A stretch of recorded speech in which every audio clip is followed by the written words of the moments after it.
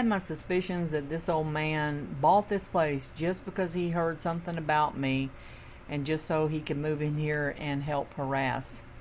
I have a feeling, just a stinky, sneaky suspicion that he knows Randy.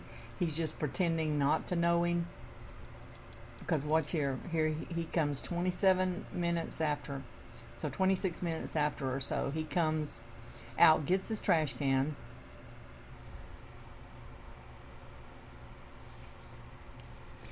Comes out, puts his trash can up, and stands there. He's watching, and as I pull up the street, he's standing out there.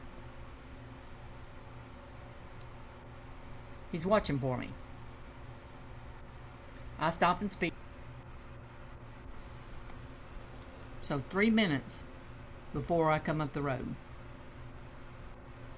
Like he has access to whatever tracking is going on with my car. Because he's standing out there watching for me, too. Just like Randy has done for years. Same thing. He appears to be looking at his concrete like he's planning and thinking about how he's going to do it. But ironically, it's right when I'm coming up the street. It's just too coincidental. Same thing, kind of crap that Randy's has done. I think this man has some access to this tracking that they're doing of me. Randy's done of me, Gilman's done of me for years. I think this man has bought some kind of rights to it, gave somebody some money for rights to help. I don't know. But he's standing there a little further down the concrete when I pull up.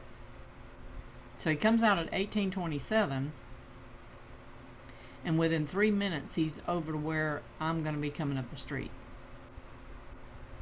Randy typically, and Gilman typically, for all these years, it's been 30 seconds to 4 minutes before I walk out, 30 seconds to 4 minutes before I get home. So here I come up the street.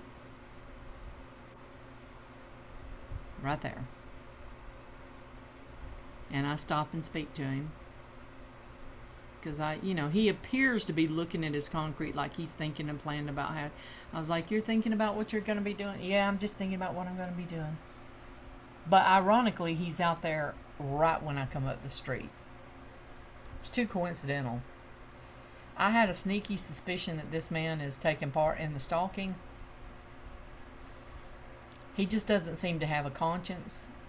He curses a lot. He's very disrespectful when it comes to being around women. He is very liberal in his views, and so he doesn't seem to have a conscience. He would be the type of person that would get involved in something like that and not have any qualms about doing it. He's put chairs out in the backyard where he's kind of looking into the girl next door's windows in his backyard. He's put chairs facing their windows. And they don't have sense enough to put coverings over the windows on that side of the house. And there is a young girl, sometimes more than one young girl in that house, but there's a young girl that lives there who's probably around 16 years old. And this mother down there doesn't have sense. God gave a screwdriver to cover up the windows. And I'll show you. This chair right here, he had over here the other day. And had it facing their windows. They don't have no curtains on their side windows, dining room, and all that. And he's out there in the nighttime or something. And here's the thing, he don't even want lighting, get that light turned back on to have lighting that he needs out here.